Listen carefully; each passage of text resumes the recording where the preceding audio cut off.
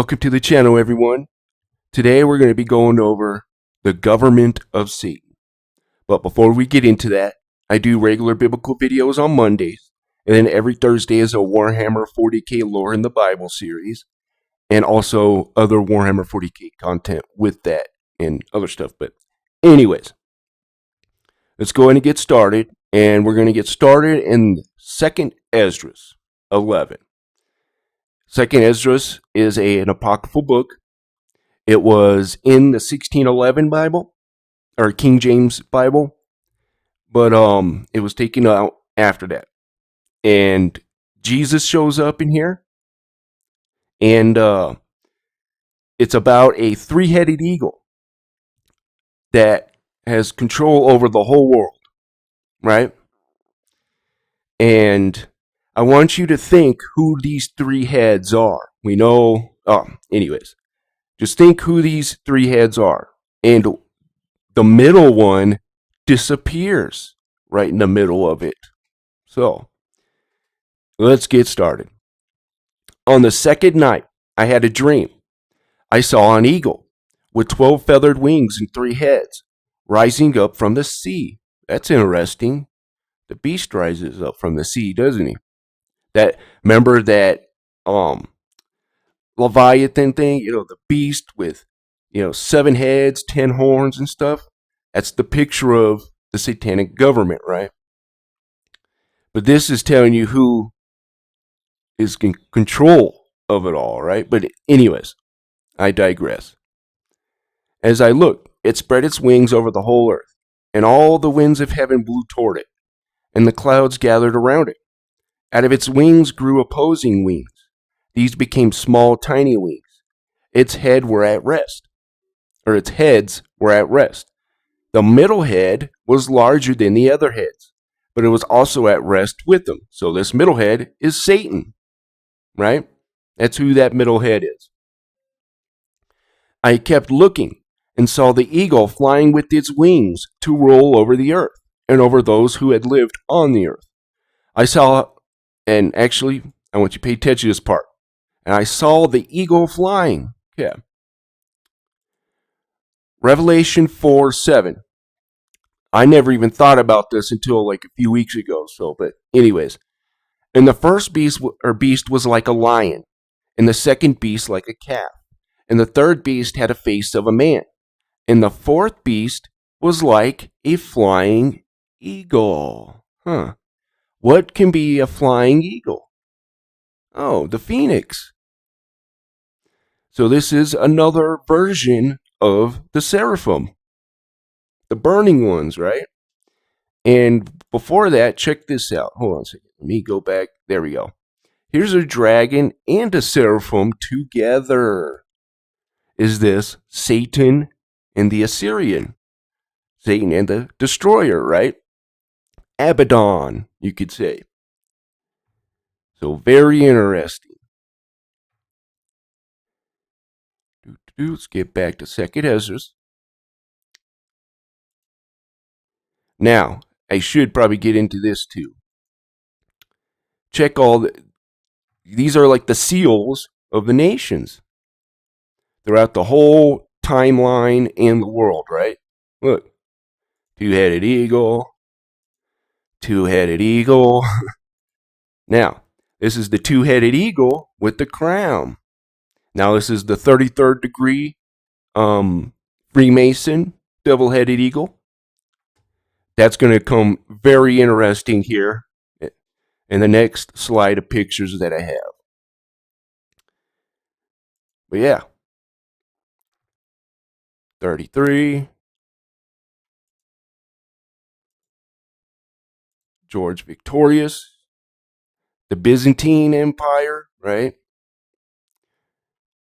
Germany. Russia, right? Anyways. Okay. I kept looking. I saw the eagle flying with its wings to rule over the earth and over those who lived on the earth.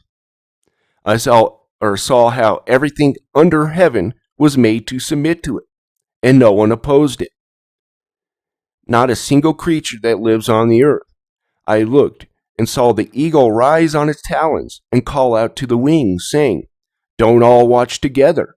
Let each one sleep in its place and take turns watching." Interesting. But the heads will be kept for the end. Isn't it interesting? Satan and Abaddon come up out of the pit. Interesting. And I'm going to show you that this head disappears in the middle of this. The middle head, right? That larger head disappears. And I'm going to show you scriptures of Jesus himself saying that now is the prince of this world cast out.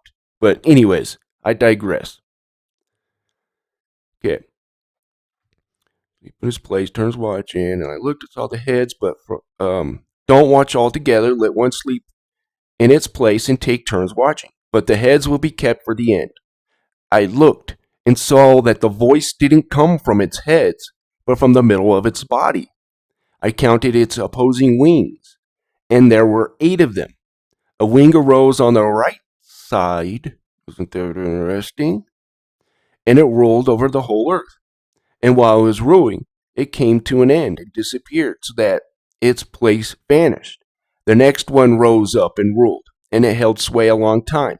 While it was exercising its rule, it came to its end, so that it disappeared like the previous one.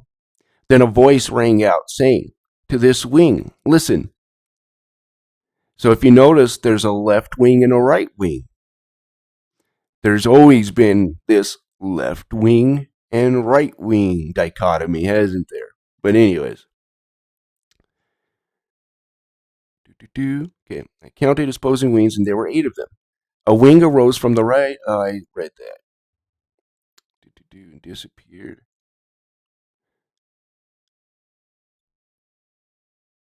Okay. Then a voice rang out, saying to this wing, "Listen, you who have held sway over the earth all this time, I announce this to you before you begin to disappear. No one after you will hold sway as long a time, not even half as long." A third wing raised itself up, and it also exercised rulership like the previous ones, and it too disappeared. And it so happened to each of the wings in turn to come to power, then never to be seen again. Interesting. I looked, and indeed, the wings that followed on the right side also rose up in time, so that they too might rule. But some of those who came to power disappeared immediately, while others of them rose up, but didn't succeed in establishing the rule. Excuse me. After all this, I looked again, and the 12 wings and 2 of the little wings had disappeared. Nothing remained on the body of the eagle except the 3 heads that were at rest and 6 little wings. I looked and noticed the 2 of the 6 little wings were set apart and remained under the head on the right side, but 4 remained in their place. I watched as these little wings plotted to rise up and take power. One raised up, but immediately disappeared, and then a second, but this one disappeared more quickly than the previous one. I saw the 2 that were left plotting amongst themselves that they too should rule. And while they were making their plans, one of the heads that had been at rest, the one in the middle, woke up. So this is Satan. This one was bigger than the other 2 heads. I saw how it formed a partnership with the 2 other heads, and then how the head turned with those that were with it, and it ate the 2 little wings that had planned to rule. Interesting. Moreover, this head gained power over the whole earth and dominated those who lived on it, inflicting great distress. It had great power over the whole world than all the wings that had gone before it. After all this, I watched as the middle head, just like the wings, suddenly disappeared. Okay. Let me see if I can find it here. Right. Okay. John 12:31. So this is Jesus speaking here. Now is the judgment of this world. Now shall the prince of this world be cast out. Right? He's going into prison. Let's read this one. Luke 10:19. So he said, or 18 and 19. Sorry. Or I should. Okay. He heareth and heareth me that despiseth. Hold on. I should probably. Hold on. Okay. I think it's this one. Where the disciples. Let's see here. Oh well. So the prince of this world is cast out. Or now shall the prince of this world be cast out. Okay. Luke 10:18 and 19. And I said unto them, I beheld Satan as lightning fall from heaven. Right then, right, we have Jesus saying, now shall the prince of this world be cast out. Now, right? Here, he says, and I beheld Satan fall from heaven. Behold, now I give unto you power to tread. Now, I'll just read the. Anyway, sorry. I give you power to tread on serpents and scorpions and over all the power of the enemy, and nothing shall by any means hurt you. So he's saying, behold, I give unto you power now. You now have the power, right, over all the wiles of the enemy, right? That's why you don't see a lot of this stuff going on now, right? Before you had whole nations worshiping and doing this stuff outright. Now it's pretty much all in hiding place. I mean, there are some nations who do, right? But it's definitely not as prevalent as it used to be. Plus, you don't see the Nephilim walking around and stuff, right? At least in plain sight, I'll just say. Okay. So, oops. The middle head disappears.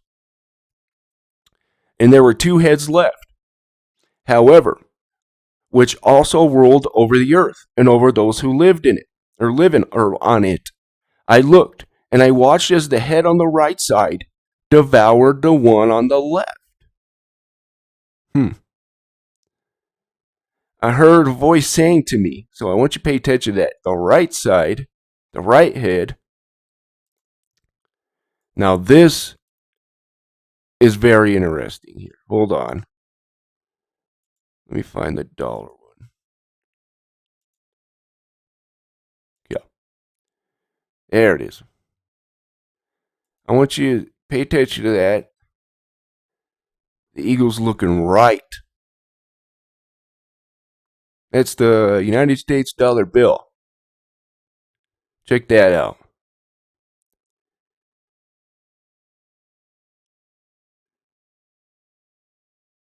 So, interesting. Had to make sure that I was pointing right there. I was like, hopefully I just didn't make myself look stupid. But yeah, pointing to the right. Oops. Okay. They ruled over the earth and over those who lived in it. I looked and watched as the head on the right side devoured the one on the left. I heard a voice saying to me, look in front of you and consider what you see. I looked and saw something like a lion being roused, roaring out of the forest. Now, I believe, in my opinion, that this right head is the beast, right? Because if you remember, right here, right, Revelation 17:10, and there are 7 kings, 5 are fallen, and 1 is, and the other is not yet come. And when he cometh, he must continue a short space. Okay. And the beast that was and is not, even he is the eighth, but is of the seven. This means he has the same authority of these seven guys. So this is chapter 69. So, and these are their chief of the angels in their names, and their chief ones over hundreds and over fifties and over tens. So there's five of them here, right? Jaquan, these are the ones that Satan, made a deal with, and they very well could all be seven seraphims or of some kind, all right? The burning ones. Because you see, the Assyrian is here in Isaiah 14:29. We have the Assyrian, right? Let's talk about the Assyrian. I'll show you. Where are you? Right here, verse 25. That I will break the Assyrian in my land. It also calls him like here. So anyways, I will break the Assyrian in my land, and upon my mountains tread him underfoot. Let me get.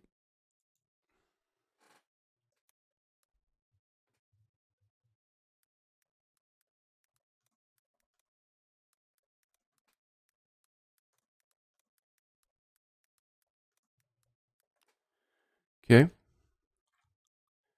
Right here. Isaiah 10:7. Isaiah 10. O Assyrian. See, here it is in another scripture, right? This isn't just some man. Okay, Isaiah 10, verse 5. O Assyrian, the rod of mine anger, and the staff in their hand is my indignation. I will send him against a hypocritical nation, and against the people of my wrath will I give him charge, to take spoil, to take the prey, and tread them down like the mire of the streets. Howbeit, he meaneth not so. Therefore does his heart think so, but it is in his heart to destroy and cut off nations, not a few. That's why I say the Syrian is the destroyer, or Abaddon, right? Okay. Let's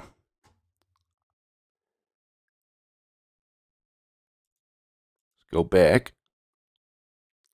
So Isaiah 14:25. That I will break the Assyrian in my land upon my no. I need to go back.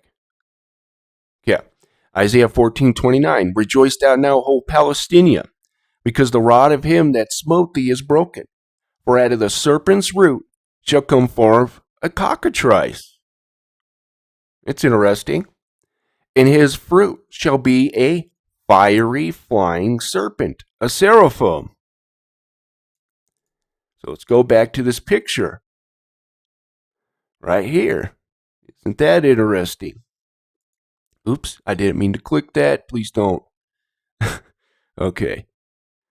Where did... Uh-oh. Lost my spot. Oh, that's because my webcam is in the way. Okay, sorry about that. There's an actual thing here too. So an ancient, well, not ancient, but anyways, yeah, you get the point. Anyways, interesting. So I need to get that out of the way. Oh, and I think I went through this already. Anyways. Okay. After this, I watched as the middle head, just like the wings, suddenly disappeared. There were two heads left, however, which also ruled over the earth and those who live on it. I looked and watched as the head on the right side devoured the one on the left. I heard a voice saying to me, "Look in front of you and consider what you see." I looked and saw something like a lion being roused, roaring out of the forest. I wonder who that is. I heard how he spoke in a human voice and said to the eagle, "Listen, you, and I will speak to you. The Most High says to you, aren't you the last of the four beasts that I made to rule in my world, so that I might bring about an end of my times through them? You, the fourth, that has come and conquered all the beasts that came before you, ruling over the world with much terror, and over the world, or the whole world, with harsh oppression. You have lived in the world with deceit for so long. You judge the earth, but not in truth. For you have oppressed the meek and injured those who caused no unrest. You hated those who spoke the truth and loved liars. We're seeing that today, aren't we?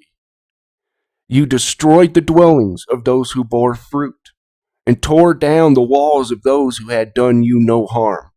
Your insolence has ascended to the Most High, and your pride to the Mighty One.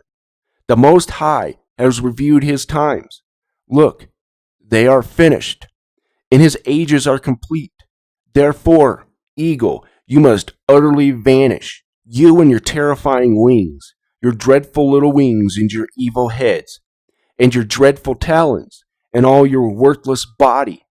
When the whole earth will be refreshed and restored, set from your violence, and will hope for the judgment and mercy who made it. So, right here, so Most High has reviewed your times, your terrifying wings, your dreadful little wings, evil head. Hold on, does it say? Does it say how many wings? Hold on, destroyed the dwellings of those who bore fruit, walls, insolence ascended. Age is complete, therefore equal. Dreadful little wings, dreadful talons.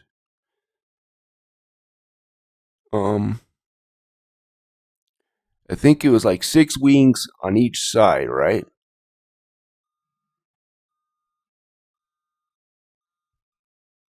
Yep. The two, I looked and noticed that 2 of the 6 little wings were set apart and remained under the head in the right side.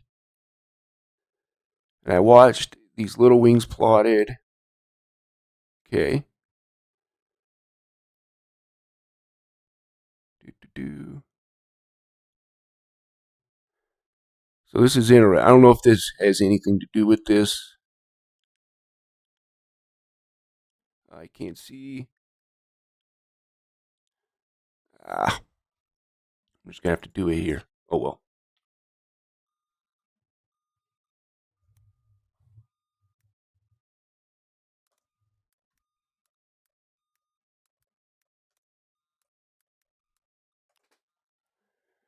In ancient Greek religion and mythology, the 12 Olympians, or the major deities of the Greek pantheon, common considered to be Zeus, Poseidon, Hera, Demeter, Aphrodite, Athena, Artemis, Apollo, Ares, Hephaestus, Hermes, and either Hestia or Dionysus. Interesting. Are those 6 little wings, right? But anyways, all right, now we're moving on to see how the beast is going to take over everything, right? Or how he rules, is going to rule. Yeah. Revelation chapter 6.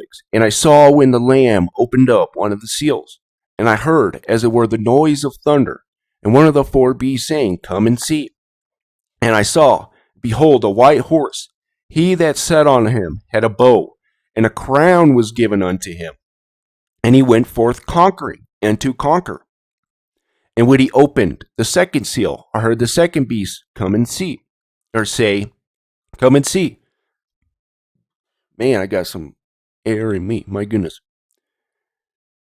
Okay, and there went out another horse that was red, and the power was given unto him that sat thereon to take peace from the earth. Ready? I want you to listen to what this is saying here.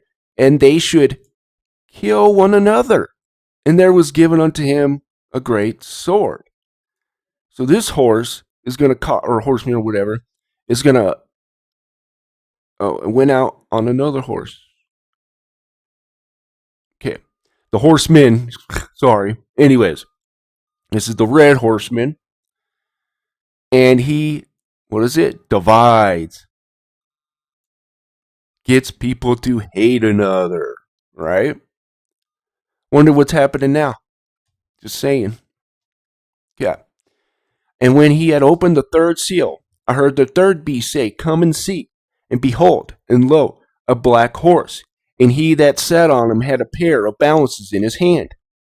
And I heard the voice in the midst of the four beasts saying, A measure of wheat for a penny, and 3 measures of barley for a penny, or a dinar. This is a dinar.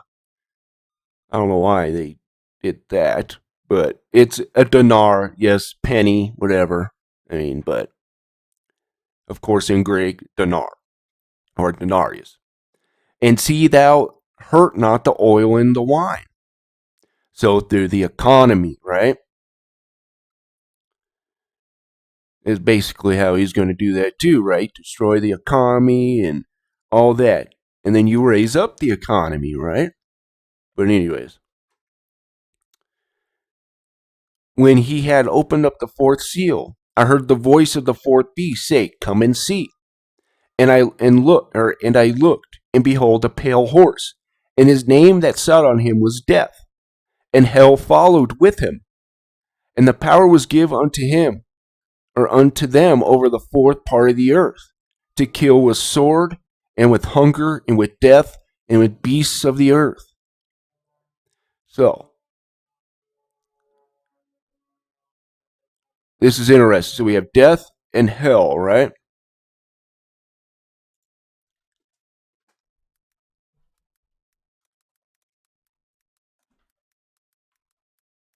I think these are like actual spirits here, right? I'm going to show you something. Death and hell followed. Okay. Revelation 6:8. And I looked, and behold, oh, whoops. That's not the one I wanted. Oh, no, it's. My goodness. Can't believe I did that. Okay.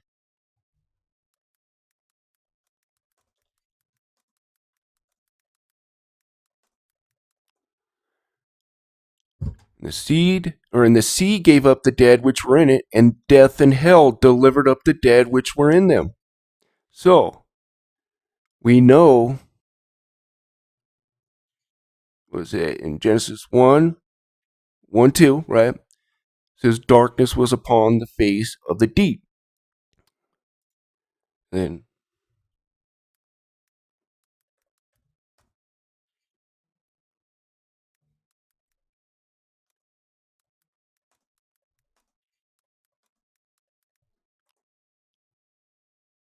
forgot the KJV.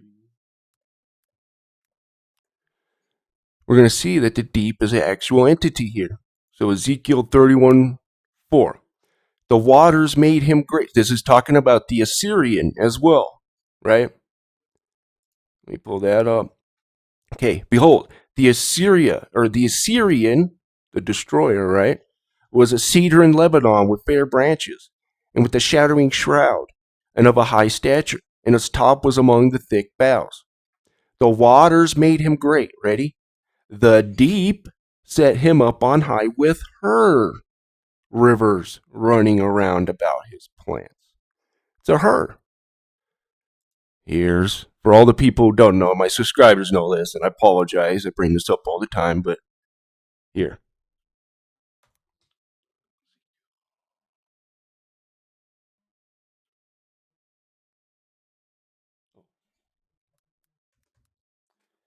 The god is hell, right? It says death and hell. Her name is Hel or Hela, which is where the word hell comes from. Not so in Judaism, from the Hebrews, I should say, the concept of hell is Sheol, right? It's called the grave. You have Abraham's bosom, and then you got just the holding place, right? Basically, for bad people. But, anyways, and hell, or this deep, right? It says darkness was upon the face of the deep. Oh, and let me do this first so you guys can see the picture of her.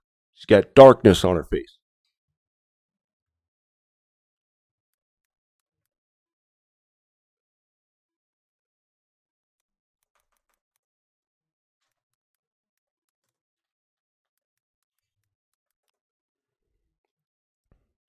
So as you can see, like half her face is darkened right here. And darkness was upon the face of the deep. And then we have, I wish I could see that. Hold on a second, guys. Okay, there we go. I think.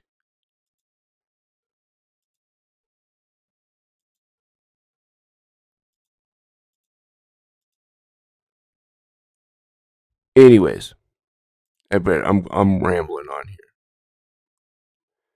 Where did I put Ezekiel at? Anyways, so Genesis 1, 2 is where that is, where darkness was upon the face of the deep. And then, of course, hold on.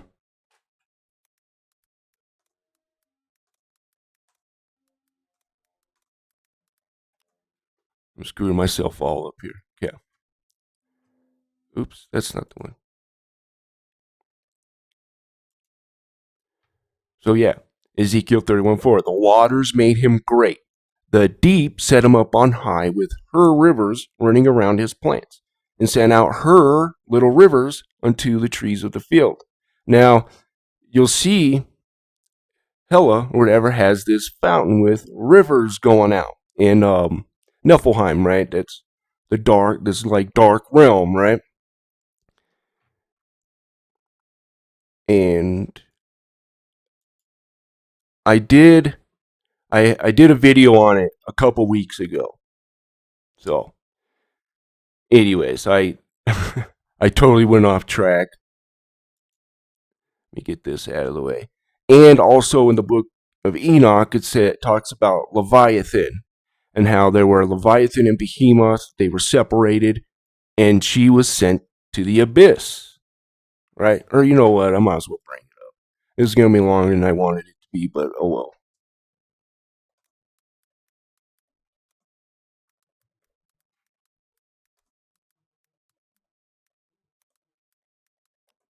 Because people got to understand where I'm getting at.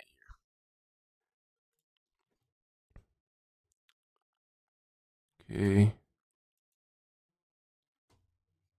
Right here. So this is the first book of Enoch, chapter 60.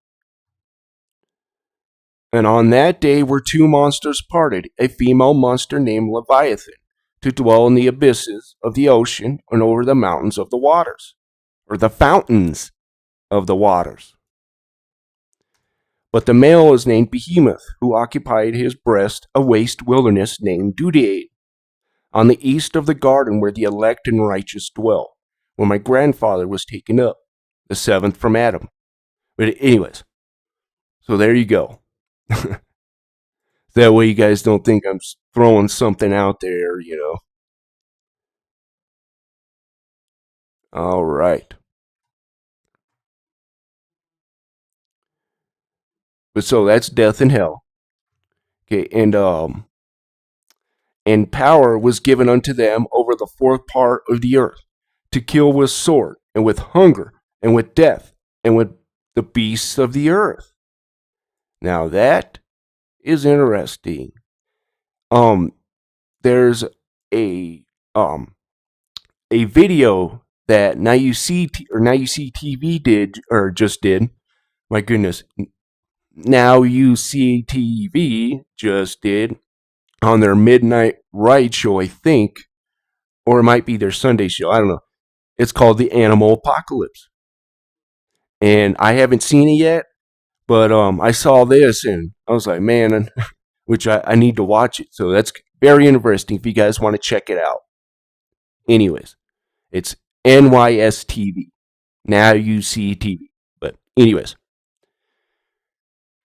okay. So that's how the beast is going to take over, right? How does the government operate? right? We're going to see a very huge key on how it does. So Mark 5:9. And he asked him, "What is thy name?" And he answered, saying, "My name is Legion." So right here, pay attention to this part, how he words this. My name is Legion, for we are many. I thought he just said my name, but he's saying for we are many. So this is a hive mind mentality, right? This is how the kingdom of darkness works. It's all hive mind, right? It's the total opposite of what God says. Where did I put it?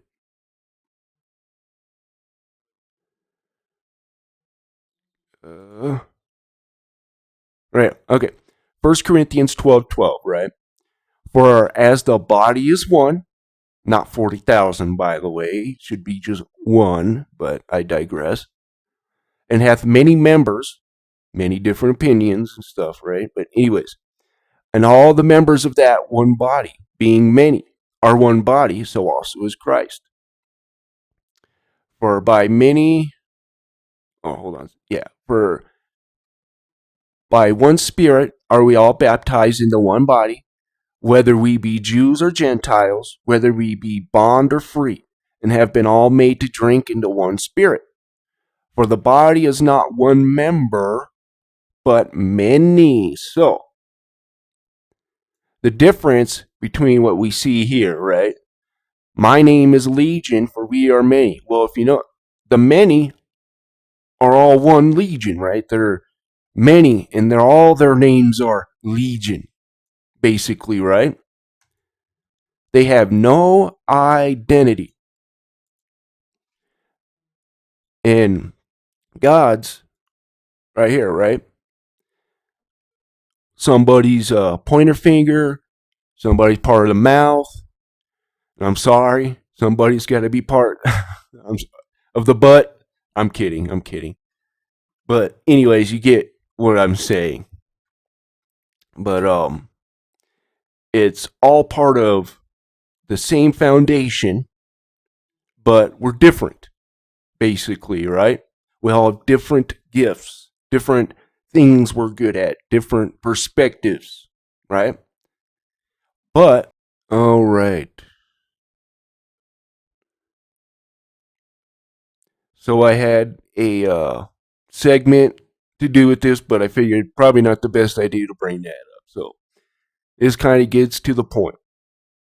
Now, I would say the kingdom, Satan's kingdom probably goes more to the, I would say, the right side of this, because there's a hierarchy into that, we'll just say. Okay, but I don't want to go too much into that because I want this to reach people.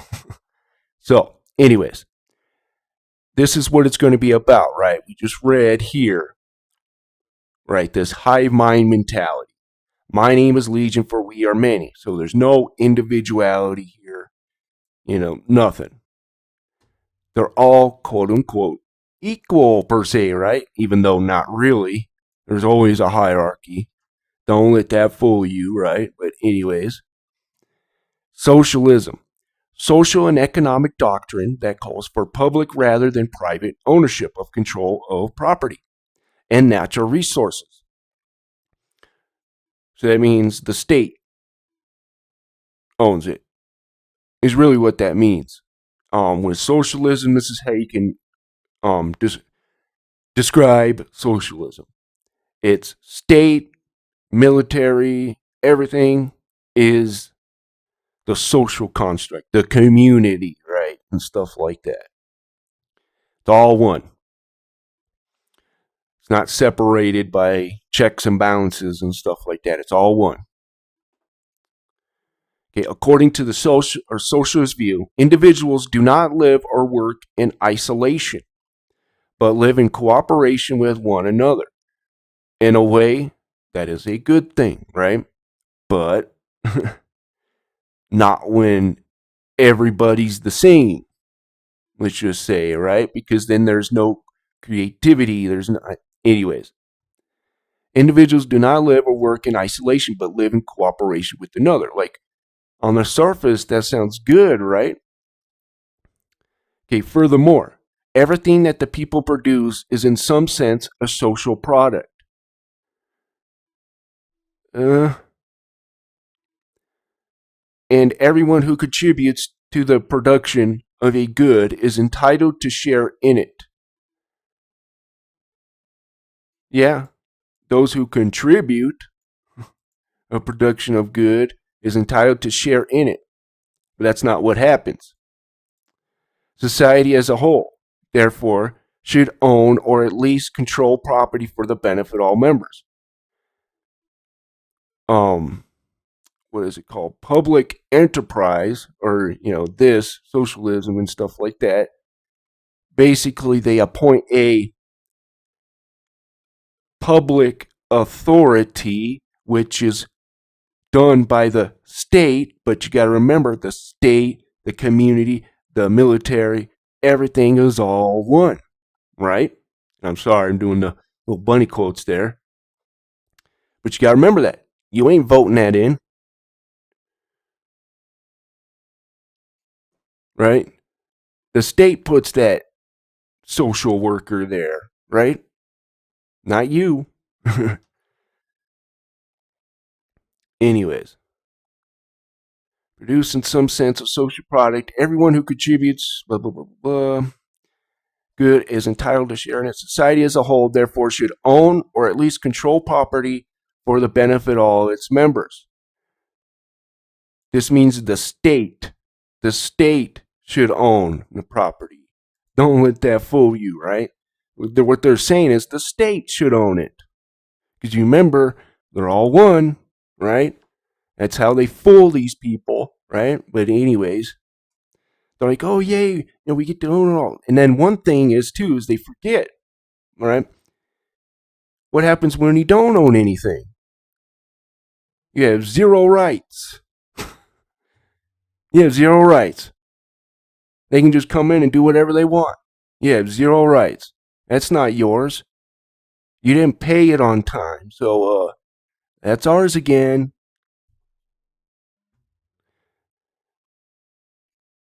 Okay, anyways. This conviction puts socialism in opposition to capitalism, which is based on private ownership, which the private citizen, right, can set the price. They can give you really great deals, right? Or they can be scumbags and raise the price, right? Socialism, the state sets the price, so there's no competition, right? There's no better product because you're not incentivized to do better, right? But, anyways, you guys get the gist. Now, I'm not some expert. I'm just giving you what I have gotten from this. And let me say this. There's good things to each, and there's bad things to each, right? To every single government there is. And let's just be honest, every government is corrupt out there. It's just the way it is. Sorry to tell you, right? And each system will take advantage of its people, some more than others.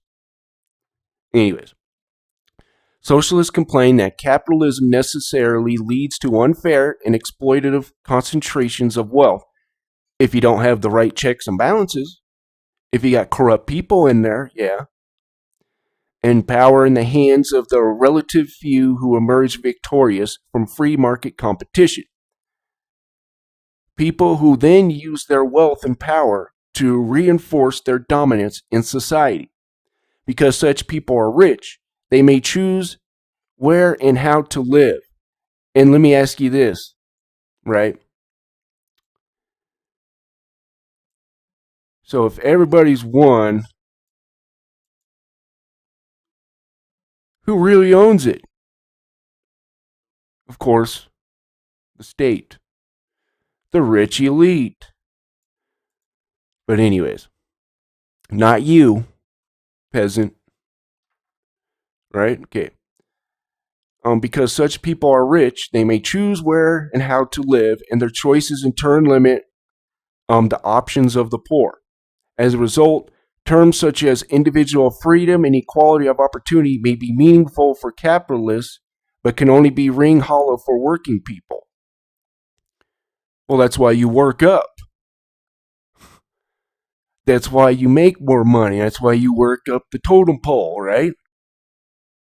Like I said, there's bad things to capitalism, but you can work up the totem pole. You can get better, right? Anyways. And look, not all, like I said, not all socialism is bad, right? But there's a limit, you're right? It's just, this is what they use to, you know, how am I trying to put this? So the state can have control, is really what it is. The state has all control. That's what they want, right? But actually, I'm going to just go end it here, and I'm going to show you what they really want, right? Genesis 11:1. This is Nimrod. This is how he brought the whole world under one, right? And the whole earth was of one language and one speech, right? This. For my name is Legion, for we are many. Yeah.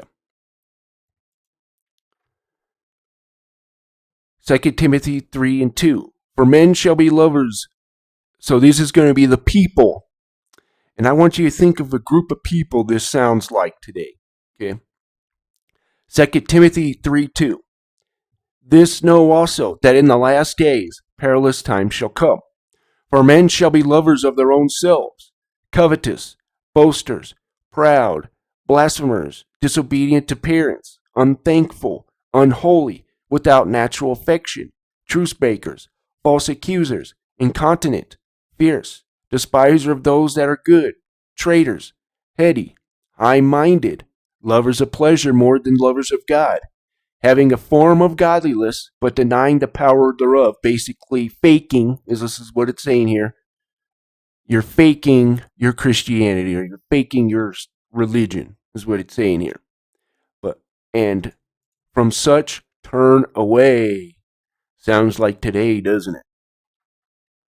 And a group of people out there that are disobedient to parents, unthankful, unholy, without natural affection, truce breakers, false accusers, incontinent, and fierce, despiser of those that are good. Interesting. Yeah. Okay, we did that. All right. Now we're going to get into this is called The 7 Root Races. This was by Madame Blavatsky. And this is what it's basically about. This started out ethereal, the second root race evolved more than the first root race. The third root race. The fourth. And the civilization of Atlantis, the fifth. The fourth, the Atlantean, my bad, missed that. And the fifth,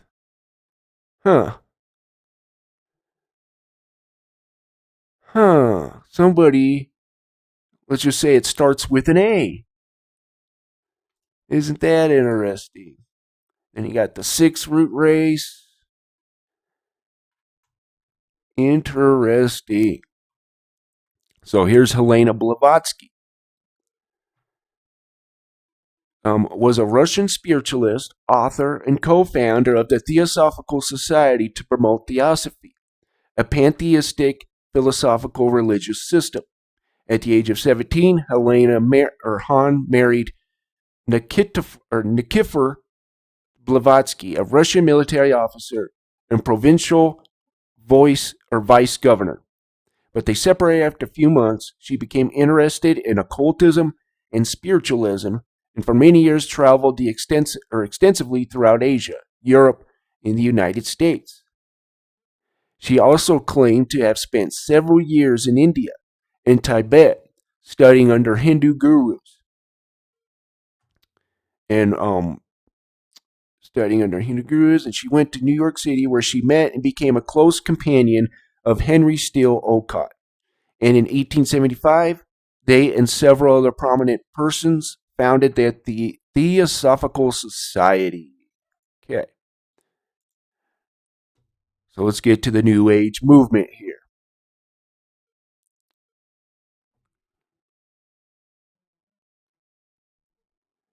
So the New Age movement that spread through the occult and the metaphysical religious communities in 1970s and 80s, it looked forward to a new age. Madame Blavatsky talks about the new age of Aquarius. Interesting, which is the age of the fish, beast that comes up from the sea. But anyways, I digress. Of love and light, and offered a foretaste of the coming era through personal transformation and healing. I wonder what that personal transformation is.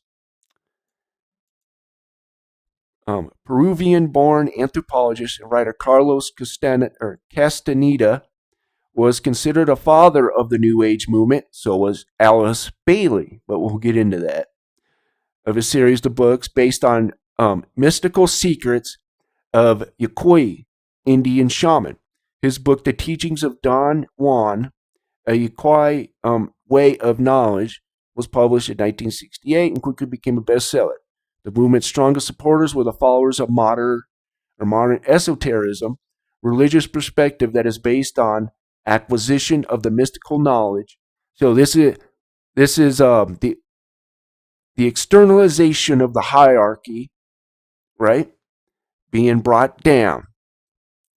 And you'll see why I'm bringing this up, because there was a very World War II figure who believed in this, who was a New Ager. Think about that one. Because we got, remember, the fifth right here, the fifth one, right? Just look at that real quick. You can pause it. If you'll know what I'm getting at. Okay. And religious perspective that is based on acquisition of mystical knowledge is popular in the West since the 2nd century AD, especially in form of Gnosticism. Ancient Gnosticism was succeeded by various esoteric movements throughout the centuries, including Rosicrucianism in the 17th century, Freemasonry, Theosophy, there's the connection, ritual magic in the 19th, 20th centuries. Okay. Right here, origins. In the late 19th century, Helena Petrovna Blavatsky. I did a video called The Racist Foundation of the New Age. So if you guys want to check that out. But anyways, co-founder of the Theosophical Society, announcing a coming of the New Age. So right here, forward to a New Age. Here, there it is. And who also believed in that? Alice Bailey, who was another progenitor of the New Age movement. She wrote the book called Externalization of the Hierarchy. She wrote a few books, but guess what her publication was called here? It was first called Lucifer Trust. We all know who Lucifer is, right, on this channel, the beast of Revelation. If you don't know, Satan is a seraphim, right? We just went over that. But and Lucifer is also called a man, and Hillel ben Shahar, Hebrew, means son of Shahar, which is a Canaanite god. Satan's not a Canaanite god. So no, Satan is not Lucifer. But anyways, in my opinion.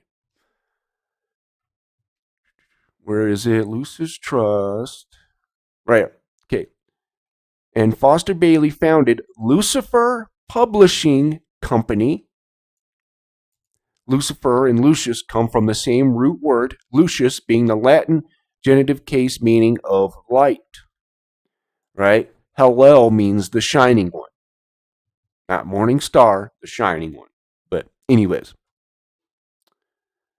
Okay, so that's interesting.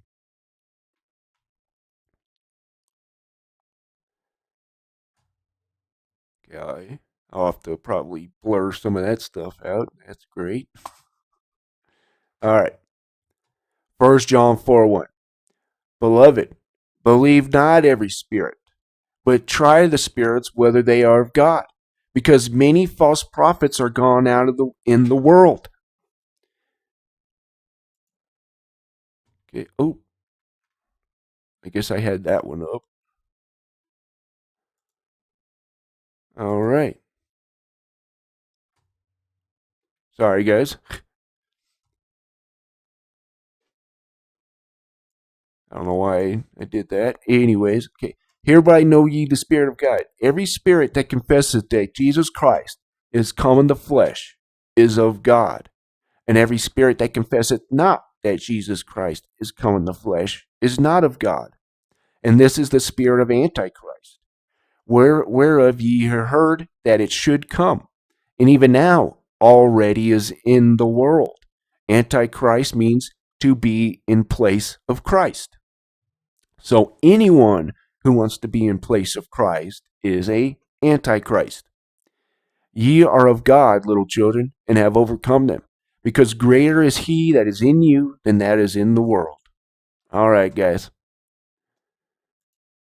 So I had to tiptoe around some stuff here because I had a whole segment that of a group of people in WW2 who I was going to talk about, but I realized quickly that that's probably not a good idea. So, anyways, I want to thank you guys for dealing with me this whole time here. It was kind of crazy and everything was out of order, and I apologize for that. But, anyways, thank you guys for watching, and you guys have a wonderful day.